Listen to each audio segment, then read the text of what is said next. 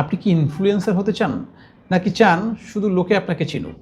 কারণ সত্যিটা হলো, ইনফ্লুয়েন্সার হওয়া কোনো টাইটেল না, এটা একটা আর্নড পজিশন। অনেকেই ভাবে বেশি ফলোয়ার থাকলে ইনফ্লুয়েন্সার হওয়া যায়, কিন্তু বাস্তবতা হলো অনেক সময় দেখা যায় কিছু মানুষ কম ফলোয়ার নিয়েও বিশাল বড় ইম্প্যাক্ট তৈরি করতে পারে।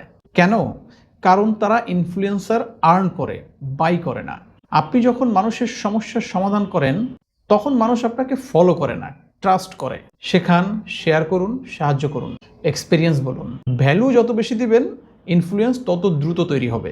একদিন কন্টেন্ট দিলে কেউ আপনাকে মনে রাখবে না, কিন্তু যখন আপনি নিয়মিত থাকবেন, সপ্তাহে সপ্তাহে পোস্ট, নিয়মিত স্টোরি, কন্টিনিউয়াস শেয়ারিং, তখন মানুষ বলে এই মানুষটা কন্টিনিউয়াস ভ্যালু দেয়। আর এটাই ইনফ্লুয়েন্সের ফাউন্ডেশন। ভলেন্টিয়ারিং শুধু একটা কাজ না, এটা আপনার লিডারশিপ শোকেস করার জায়গা। যখন আপনি রিয়েল কাজ করেন, মানুষের সমস্যার সমাধান করেন, মানুষকে হেল্প করেন, টিম লিড করেন, তখন মানুষ আপনাকে শুধু ওয়ার্কার হিসেবে দেখে না, একজন লিডার হিসেবে দেখে। ইনফ্লুয়েন্সার হওয়া মানে কিন্তু ফ্ল্যাশি লাইফস্টাইল না। ইনফ্লুয়েন্সার হওয়া মানে মানুষের চিন্তার পরিবর্তন করা। একটা জিনিস খেয়াল করেছেন কিনা জানি না, ফলোয়াররা শুধু দেখায়, আর ইনফ্লুয়েন্স আপনাকে অনুভব করায়।